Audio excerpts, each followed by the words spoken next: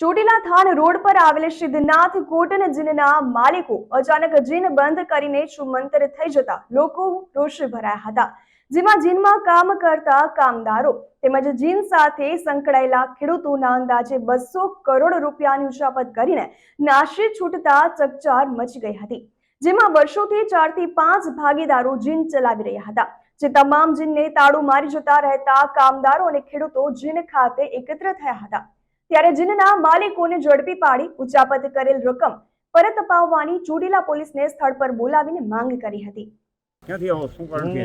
મારું ગામ રાજાવાડ, સરૈયા ડાયાભાઈ પુનાભાઈ। મારો કપાસ આજથી 3 વર્ષથી અહીંયા આગળ જાંગડમાં નાખેલો છે, જેનો ભાવ એ કરાવી નાખેલો છે ને હિસાબ 2 દિવસ 15 દિવસનું કીધું હતું, બરાબર। હજી 2 દિવસ પછી મારા 15 દિવસનો ટાઈમ પૂરો થાય છે, ત્યારે જ્યારે ટાઈમ પૂરો થતા પહેલાં તો અહીંયાથી ફોન આવ્યો કે આ રીતે હોબાળો થાય છે, તો અમે એના માટે અહીંયા આગળ આવ્યા।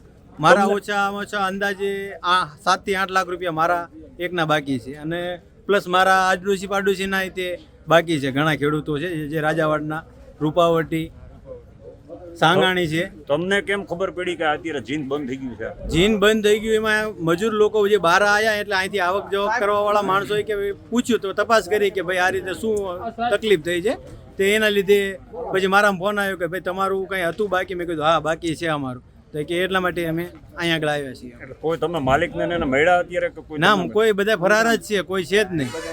અમે ફોન કર્યું છે, ફોન સ્વિચ ઓફ આવે છે એમ લોકોનો। શું કહેશો ચેરમેન સાહેબ, શું કારણથી અહીંયા આવવાનું થયું છે અને આ બધા લોકો એવા છે જે ચોટીલા તાલુકાના ખેડૂત ભાઈઓને જે પરસેવાના ટીપા પાડી અને કપાસ લઈને જે જીનમાં આવેલ છે, અને જે 5-7 દિવસની મુદત દઈ અને એવું ઓછામાં ઓછું 200 કરોડથી વધારે એટલું જે ચીટિંગ કરી અને ચોટીલાના ખેડૂત ભાઈઓનું યોગ્ય છે એના પ્રશ્નને હલ કરવા માટે મેં આવ્યા છું। અચ્છા, ખેડૂત લોકો તમારી પાસે ત્યાં આવ્યા હતા રજૂઆત કરવા, એની એટલે તમારે આવું? રજૂઆત કરવા આવ્યા હતા। ચોટીલાના માર્કેટિંગ યાર્ડમાંથી જે અમારે વેપારી છે એમનો પણ ફોન આવ્યો અને એટલે અહીંયા આવવું પડ્યું છે। માર્કેટિંગ યાર્ડના વેપારીઓના અંદાજે કેટલાક રૂપિયા હશે? અંદાજે માર્કેટિંગ યાર્ડના 50 થી 60 લાખ રૂપિયા જેવું અંદાજ બતાડ્યો છે, જે આંકડો અમને પૂરું મળ્યો નથી।